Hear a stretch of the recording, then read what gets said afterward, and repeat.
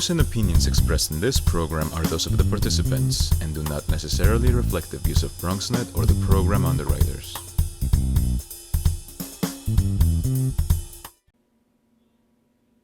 Coming up, a look at the MTA, bus service, transportation, education, and more.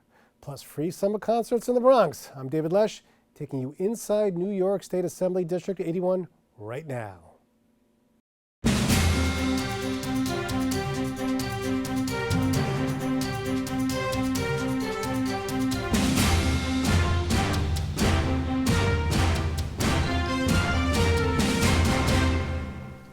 All right, hello and welcome to In the District, where we sit down with elected leaders from around the Bronx for insight and education on local issues, events, and legislation. On today's show, we'll sit down with Assemblyman Jeffrey Dinowitz from the 81st District. Assemblyman, welcome to the show. Thank you for having me here. First of all, Assemblyman, there's so many things I want to hit, but the most important for me right now is the MTA. What is really going on with the MTA? It doesn't seem like an auspicious beginning for the summer. It's a mess, but this is not something which just happened today. It's been building and building and building. And in large part, it's due to increased ridership, but I think more importantly, to years and years of neglect. The MTA needs a lot of money, both for its operating expenses, but also for capital expenses. So a lot of stuff has to be fixed, basically. All right. Well, we know that there are not new subway lines, other than maybe the 2nd Avenue subway, which isn't the biggest of lines. We have an expanding population in New York City. What can be done at this point when ridership is so high? We're going to have to make capital investments in our transit system, and of course a lot of what has to be done will take some time, no question about it. But we have equipment, we have rails, we have everything is, some of it's 100 years old. Things have to be replaced, and you can't do that today, but we have to have the money to do it. And this year in the state budget, for example, the governor actually put in a cut to the MTA, and we try to fight against it, but the cut did go through. I think he's finally recognizing that he's got to take action. Listen, we have a problem. We really do have a problem with the system. I mean, because every single day in the papers there's either a subway that there's some type of track fire, or water pouring in through a particular subway car, or there's a derailment. There's always something. And it's always about infrastructure. And I don't know if there's really an easy solution here, but doing nothing is not the solution. There's no easy solution, and the solution is expensive. We have to agree that we have to find ways to bring in money, whether it's raising taxes, whether it's one-shots such as money from the bank settlements is being discussed as one place where we can get some cash, bringing back the commuter tax, or all of the above. We have to do things that are going to bring in billions and billions of dollars, because what's online right now to be brought in is a lot of money, but not nearly enough. Because of all the years of neglect, these problems build up. And so the money that's already allocated for capital improvements just won't cover everything. And you know, the governor who at the beginning of the year was in charge of the MTA, he took credit for the 2nd Avenue subway. By the month of June, he was saying, we need to have more votes on the board. We need to have more appointments by me so I can be in charge. Well, either you're in charge or you're not in charge. But the truth is, we know the governor is in charge. But I applaud the governor for making an announcement today that he wants to bring in an extra $1 billion in next year's budget. But that's just a small down payment on what we have to do. It's just the beginning, and it is going to be expensive. Well, what is the vibe in Albany? Does it look like people are getting behind this? Does it look like we're actually going to make some kind of dent in the fact that riders are so unhappy? Or is it just the same thing every year? We're going to maybe redo the tracks, add a few cars. Are we going to see in my lifetime any major improvement with the MTA?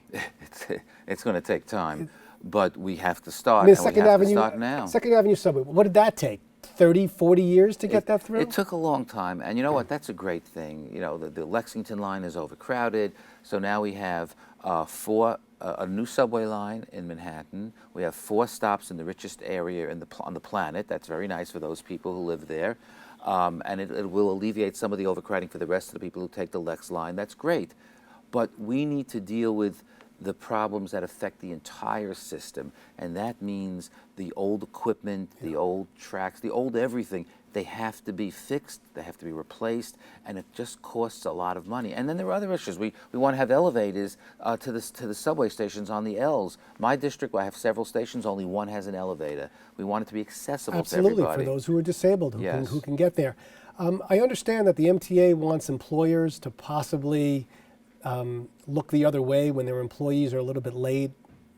Does that seem like that's even plausible? I mean, is that what we're asking for, employers to? Well, listen, employers should be understanding of things with their employees. But having said that, the MTA's answer to the problem shouldn't be to say, okay, well, we can't do anything, so just tell your boss that it was one of those things today. That's not the answer. The answer is we have to fix the problems. And yes, declaring a state of emergency on the system is great. That's something which should have been done. But following up with action, and yes, sometimes it takes tough decisions. That means maybe raising taxes. Nobody wants to talk about that stuff. We pay taxes, all of us, not just billionaires, not just a few people, for our education system, for our schools. So some people have suggested we have a surcharge on millionaires. That's great, but I think it's going to take much more than that, because in order to get the type of cash infusion that we need, we can't just rely on a small slice of the population. We need to have a broad-based source of revenue for the MTA. I sometimes think you need the elected leaders just to get on the subway every single day to see what's going on and to see how they're delayed from meeting to meeting, for them to really understand just how bad it is. And listen, I'm a subway guy, so I take it all the time, and it's very frustrating. It's getting worse and worse. Very crowded, many delays. I've yet to get stuck where I needed an emergency assistance, but certainly something that I'm not looking forward to having to deal with for a while. Listen, I work in the Bronx, so I don't take the subway that often because I don't commute to Manhattan. But so many people do. Probably the majority of people do, and they deserve to have an efficient and comfortable mass transit system. Moving along into another area in terms of safety, let's talk about that Sedgwick Avenue pedestrian island. Can we talk about this, please? Another issue that is where I always say, why? I don't understand. So this island was put at the intersection of Van Cortlandt Avenue West and Sedgwick Avenue about 5 years ago, and it was sort of a good idea. It enabled people, elderly people in particular, who were crossing, if they couldn't make it, they had a place in the middle. It also showed where cars are supposed to go. You go on this side, not that side. It's a very unusual intersection, but in fact, what happened is it shows government ineptitude at its worst. They put in this island, it was shaped the wrong way. I don't know how else to describe it. It was misshaped so that cars coming north on Sedgwick Avenue that want to make a sharp left onto Van Cortlandt. Right. Go down that hill. The cars make the left and they hit the island because it's sticking out. Yeah. It wasn't shaped properly. It didn't take an engineer to figure that out. Everybody in the neighborhood knows it. So we complained and complained. Finally, I got the then Bronx DOT commissioner to go over there with me, and she agreed with me. She said, we're going to have to make a change. And what happened? So that was in October of 14. So, things take time. We figured it several months. Nothing. Finally, we're into 2016, and like, what's going on here? They weren't doing anything. So finally, I got a new commitment at the beginning of this year, in January of 2017, not only from the new Bronx Commissioner, but from the citywide commissioner, that they are going to do work. They're going to send their crews down, their engineers, their planners, whatever, to reconfigure it, and the work will be done by the end of the summer. Well, about a month ago, we find out that what they did instead was they put up a pole with some stupid sign at that point, that said "stay right" or something, whatever it said, and that was their solution. And that's just not acceptable. We were promised, they broke the promise. We were promised again in writing, they broke the promise. Meanwhile, we've had vehicles that have overturned because it hit the island. Very dangerous. There could be somebody on the island, actual pedestrians there, who could easily get hit. People have been hurt. Oh, yeah. But the point is, it's not a massive project. We're not talking about building, the new Tappan Zee Bridge. We're talking about a simple little island. This is a simple problem. Any citizen on the street can figure out what shape that island should be. We don't need the DOT to spend many tens of thousands of dollars sending in engineers and all that to do it. And now they aren't even committed to doing it. So it's really mind-boggling. You know, I'm finding that throughout the Bronx, there are many areas that are in need of the DOT or somebody to come in and reconfigure a lot of these intersections. They could be extremely dangerous. Sometimes there aren't turning lanes or turning arrows. Even coming to Lehman, sometimes I saw there was now there's a turning arrow to turn from the concourse down to Kingsbridge to get here. Unfortunately, it takes accidents to get some movement. But we don't want that with this particular situation. It is unfortunate. And you know, the DOT, sometimes they do right by us. Yes. They've agreed to make major changes in the intersection at Heath Avenue and Ford Independence Street, a very dangerous location. And hopefully they'll follow up on it, but I believe they will. So sometimes we get good results, and sometimes you can just, it's like hitting your head against the wall. It almost seems like these little demonstrations that you put together are really the best way to do it. So hopefully you won't have to keep doing that. But anyway, listen, we have to go take a quick break, but when we return, we'll have more with Assemblyman Dinowitz. Please stay tuned.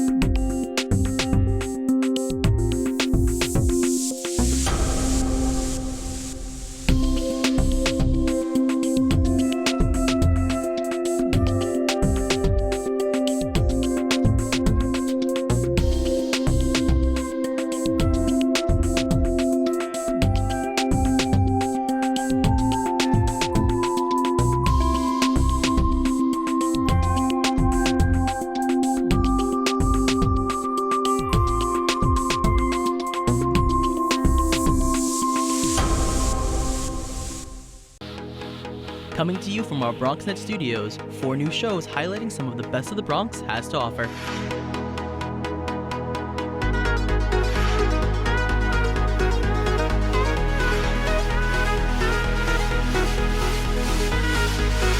We sit down with political leaders on In the District and discuss local legislation, events, and issues.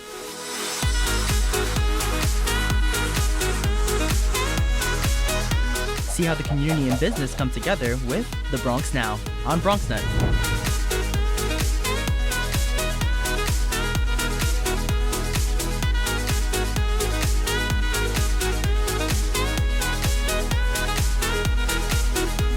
Nosotros features leaders from a Latino community. Meet those who are moving to make a difference in public service, business, arts, and culture.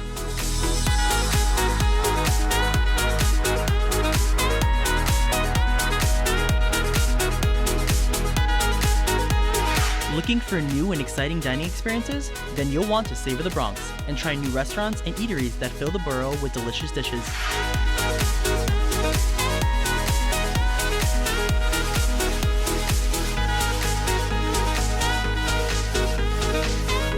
We have it all, so experience the Bronx in new and fresh ways on BronxNet.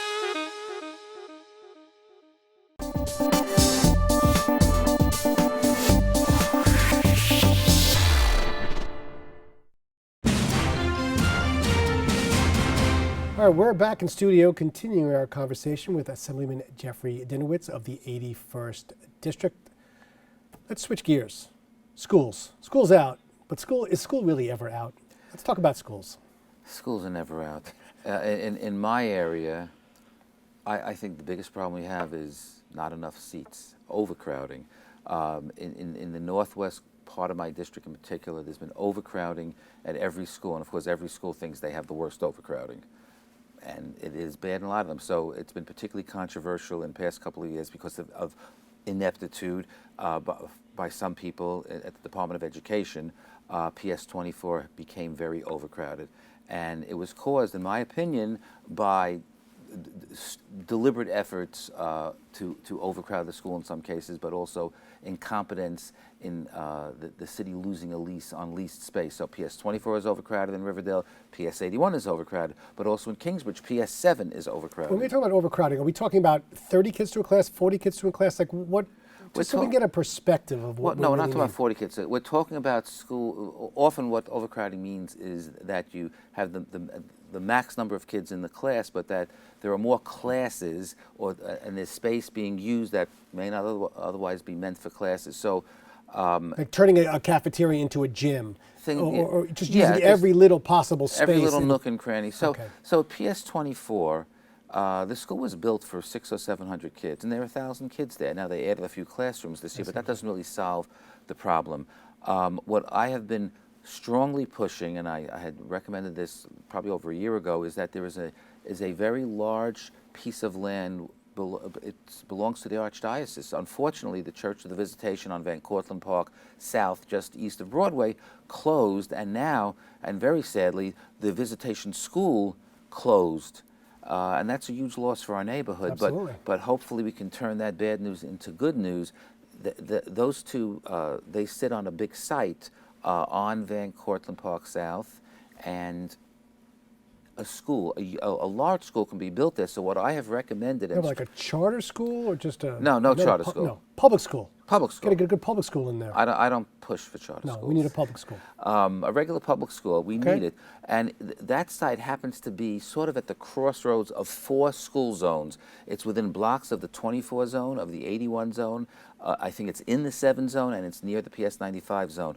A new elementary school, a K through 5, built there could alleviate overcrowding at all of those schools, and hopefully it'll be a beautiful, state-of-the-art facility with excellent programs that will actually attract people to want their kids to go there. And if we can get that school built there, it will really have an enormous impact on the neighborhood, because it'll alleviate overcrowding everywhere. What's the timetable? Does it look like it's something that could happen? It could happen. I mean, the DOE has to make a deal with the Archdiocese, basically. So that's, they have to do the negotiations And purchase the with each property other, or whatever purchase else the is property, necessary. and then the whole process. It's a multi-year process. I mean, several years, not just 2 or 3 years, but probably more than that. But we need it, and if we can see a new school up there in, say, 4 years, it'll have an enormous positive impact on our community, and I'm not going to let up on that until we get it. We need it. I'm like passionate about the like schools. a pit bull. I won't let go. You know, when I grew up in Queens, and I was in the public school system of Queens the whole way through, and I found as I got older, moving from elementary to junior high school to eventually Van Buren High School, it got so crowded all the time, and it really inhibits your ability to have a decent education, because you can't concentrate when there's everyone bumping into you and moving around, and you really don't get the resources. And you want rooms for art, for music, science labs, stuff like that. And all too often what happens in an overcrowded school is the school library has to be given up so they can make it into a classroom. We don't want that. No. We want every kid in every corner of our district to have the opportunity to go to a good school. And the other problem is, that there's this massive drive to build housing in this city, particularly affordable housing. Well, you can't just build housing and leave it at that. You have to have schools for the people who live there. Parks. You have to have parks. You have to have a mass transit. So if you add people, you have to add the infrastructure and everything else that goes along with it, and that's what we're concerned about. How do you feel about this, the gentrification that apparently is coming over, the wave of gentrification over the Bronx that's already hit Brooklyn? Any thoughts on that? I think it's good and it's bad. Okay. A lot of people say, oh, gentrification, it's horrible.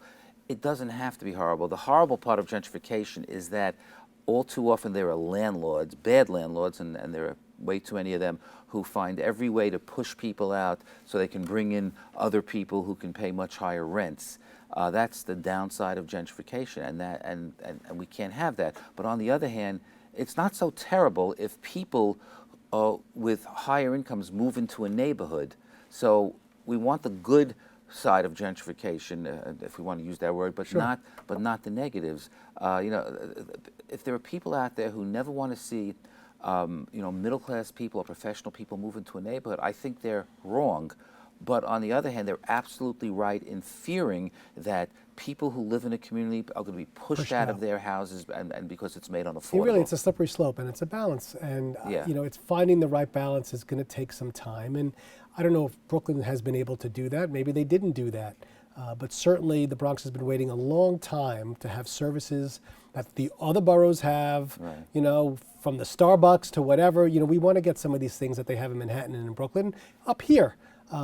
And I guess it's not as easy as it sounds. And you know, we want diversity in our communities. Well, part of diversity means that when new people come into a neighborhood, yes, there'll be some low-income people, there'll be some working class, middle-class people, and maybe some people with higher incomes. That's diversity, having Sure. different types of people, different economic ranges. That's what makes a community interesting, I think. What makes But New York, New we York. have to fight bad landlords who try to push innocent people out of their apartments. You don't have to tell me. All right, let's move into the Armory, another area that, again, I'm like, what's going on here? Please explain to me what's going on with the Armory. Well, I think things are finally starting to happen. The Armory project has been delayed for quite some time, and the project is essentially creating the Kingsbridge National Ice Center. The Armory is the largest indoor armory in the world. This is the neighborhood where I grew up. I grew up 2 blocks from the Armory, and lived in Kingsbridge Heights for much of my life. And I saw it when it was a real armory, when it was still going, and then it's been essentially vacant for probably 2 decades at this stage. This project, I think, will be an incredible plus for not only the neighborhood but for the entire Bronx. What has been the holdup? Well, in large part, there's been some infighting among the organizers of the project, and then the city wasn't going I understand to there's allow. a lease that's been in escrow, and then the company that is supposed to have the lease now feels like because they didn't get the lease early enough, they can advertise it to different vendors to come in.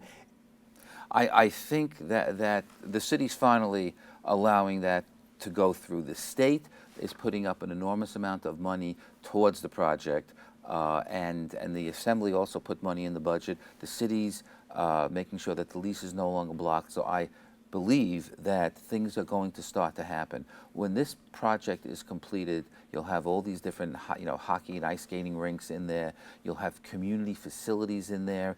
People will be coming not only from the neighborhood in the Bronx, but beyond the Bronx. People will come and hopefully spend some money in the neighborhood. It might spawn new and good businesses on Kingsbridge Road. Absolutely, and have some fun. And for those who say, people in the Bronx, these kids are never going to ice skate or play hockey. Well, Okay.